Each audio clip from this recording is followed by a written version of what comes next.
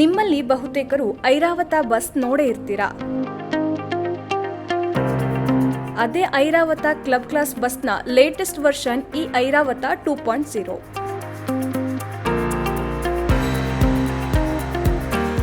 ಕೆಎಸ್ಆರ್ಟಿಸಿಯ ಈ ಹೊಸ ಬಸ್ನ ವಿಶೇಷಗಳೇನು ಅನ್ನೋದನ್ನ ಈ ವಿಡಿಯೋದಲ್ಲಿ ನೋಡೋಣ.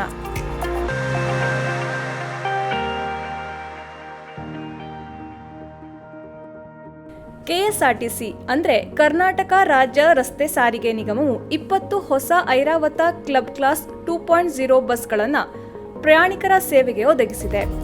2024 ಅಕ್ಟೋಬರ್ 31ರಿಂದ ಈ ಬಸ್ಗಳು ಕಾರ್ಯಾಚರಿಸುತ್ತಿವೆ. ಬೆಂಗಳೂರಿನಿಂದ ರಾಯಚೂರು, ಮಂತ್ರಾಲಯ, ಕುಂದಾಪುರ, ಕಾಸರಗೋಡ್, ಕೋಯಿಕೋಡ್, ಗೋವಾ, ಶಿವಮೊಗ್ಗ, ಮೈಸೂರು, ಹೈದರಾಬಾದ್ ಮತ್ತು ತಿರುಪತಿಗೆ ಈ ಬಸ್ಗಳು ಸಂಚರಿಸುತ್ತಿವೆ. Fleet size is increasing. Now we are operating 8,400 buses schedules. We have 8,900 buses in our corporation. We operate 8,400 schedules. We are having very good passenger support. 34 to 38 lakh passengers we are carrying every day. We are one of the highest passenger carrying public transport corporation in the entire nation. Second thing, we need to introduce more services to people also. People are demanding for better services. The issue of all this thing is the capital investment is very huge on all these things. So KSRTC is planning to introduce more buses, but it may take little more time. ಈ Airavata club class 2.0 ಪ್ರತಿ ಬಸ್ನ ಬೆಲೆ 1,78,00,000 ರೂಪಾಯಿ. ಸ್ವೀಡನ್ನ ಹೆಸರಾಂತ automotive company Volvo ಈ ಬಸ್ಗಳನ್ನು ನಿರ್ಮಾಣ ಮಾಡಿದೆ. 15 ಮೀಟರ್ ಉದ್ದದ ಈ ಬಸ್ ವೋಲ್ವೋದ 9600 ಸರಣಿಯದ್ದಾಗಿದೆ. ಹಿಂದಿನ ಐರಾವತ ಬಸ್ಗಳಿಗೆ ಹೋಲಿಸಿದರೆ ಈ ಐರಾವತ 2.0 ಬಸ್ ಶೇಕಡಾ 3.5ರಷ್ಟು ಹೆಚ್ಚು ಉದ್ದ ಇದೆ.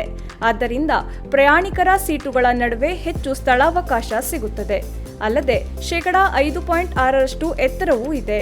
ಜೊತೆಗೆ ಲಗೇಜ್ಗಾಗಿ ಶೇಕಡಾ 20ರಷ್ಟು ಹೆಚ್ಚು ಜಾಗ ಸಿಗಲಿದೆ. ಲಗೇಜ್ ಇಡುವುದಕ್ಕೆ ಇಷ್ಟು ಜಾಗ ಮೀಸಲಿಟ್ಟಿರುವ ಮೊದಲ ಬಸ್ ಇದಾಗಿದೆ.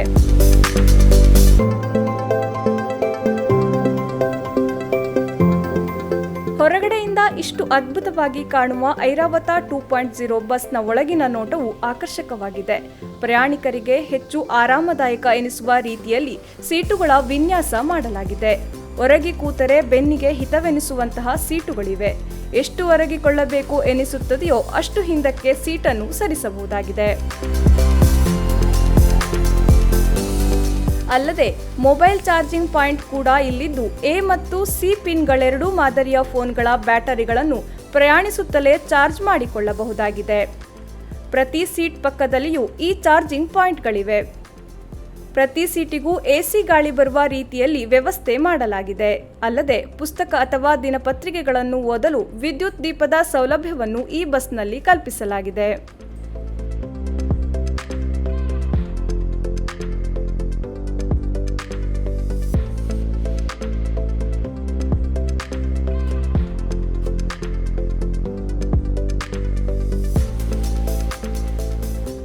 ಬಸ್ ಚಲಾಯಿಸುವ ಚಾಲಕರ ನಿಟ್ಟಿನಿಂದಲೂ ಹಲವು ಅನುಕೂಲಕರ ವ್ಯವಸ್ಥೆ ಈ ಬಸ್ನಲ್ಲಿದೆ. ABS ಅಂದರೆ ಆಂಟಿ ಲಾಕ್ ಬ್ರೇಕಿಂಗ್ ಸಿಸ್ಟಮ್ ಮತ್ತು ಎಲೆಕ್ಟ್ರಾನಿಕ್ ವೆಹಿಕಲ್ ಸ್ಟೆಬಿಲಿಟಿ ಕಂಟ್ರೋಲ್ ವ್ಯವಸ್ಥೆ ಇದರಲ್ಲಿದೆ.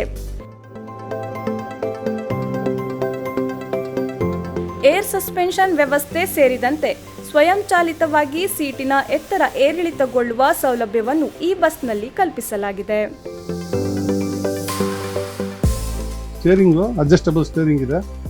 ಯಾವುದೇ ಇದಾದ್ರೂ ಆರಾಮಾಗಿ ಇದು ಮಾಡ್ಕೊಬೋದು. ಮತ್ತು ಸ್ಟೇರಿಂಗ್ ಸೀಟ್ ಅಡ್ಜಸ್ಟ್ಮೆಂಟ್ ಇದೆ.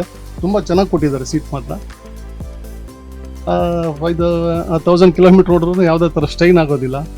ಮತ್ತು ಫ್ಯೂಚರ್ ಚೆನ್ನಾಗಿ ಕೊಟ್ಟಿದ್ದಾರೆ. ಗ್ಲಾಸ್ ಎಲ್ಲ ಮುಂದೆ ನೋಡೋದಕ್ಕಾಗಲಿ ಓಡಿಸೋದಕ್ಕಾಗಲಿ ತುಂಬ ಚೆನ್ನಾಗಿದೆ ಮೇಡಮ್ ಗಾಡಿ. ಡ್ರೈವರ್ಗಂತೂ ಮತ್ತು ಪ್ಯಾಸೆಂಜರಿಗೆ ವೆರಿ ಸೇಫ್ಟಿ ಗಾಡಿ ಮೇಡಮ್.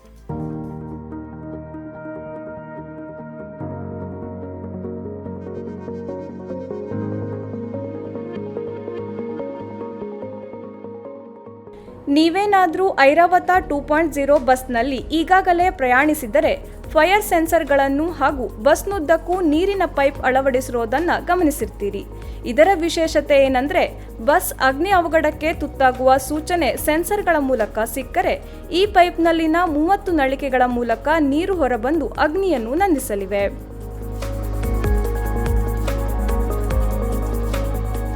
ಈಗ ಈ ಬಸ್ನಲ್ಲಿ ಟಿಕೆಟ್ ದರ ಎಷ್ಟಿದೆ ಅನ್ನೋದನ್ನು ನೋಡೋಣ. ಸಾಮಾನ್ಯ AC ಬಸ್ಗಳಿಗಿಂತ 10% ಹೆಚ್ಚಿನ ದರ ನಿಗದಿ ಮಾಡಲಾಗಿದೆ. ಅಂದರೆ ಸುಮಾರು ₹100 ಹೆಚ್ಚಿನ ದರ ಇದರಲ್ಲಿ ಇರಲಿದೆ.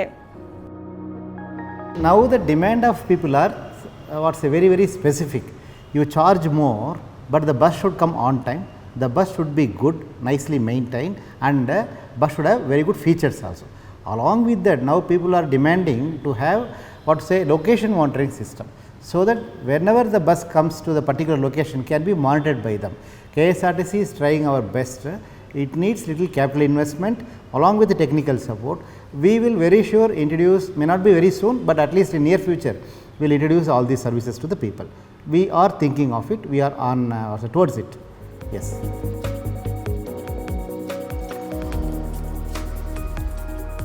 ನೋಡಿದ್ರಲ್ಲ ಈ ಬಸ್ನ ವಿಶೇಷತೆಗಳನ್ನು. ಇನ್ನು ಯಾವೆಲ್ಲ ಸೌಲಭ್ಯಗಳನ್ನು ಈ ಬಸ್ನಲ್ಲಿ ಕಲ್ಪಿಸಬಹುದಾಗಿತ್ತು ಮತ್ತು ಈ ವಿಡಿಯೋ ಹೇಗಿತ್ತು ಎಂಬ ಬಗ್ಗೆ ಕಮೆಂಟ್ ಮಾಡಿ. ಇಂತಹ ವಿಶಿಷ್ಟ ವಿಡಿಯೋಗಳಿಗಾಗಿ ಪ್ರಜಾವಾಣಿ ಯೂಟ್ಯೂಬ್ ಚಾನಲ್ಗೆ ಸಬ್ಸ್ಕ್ರೈಬ್ ಆಗಿ.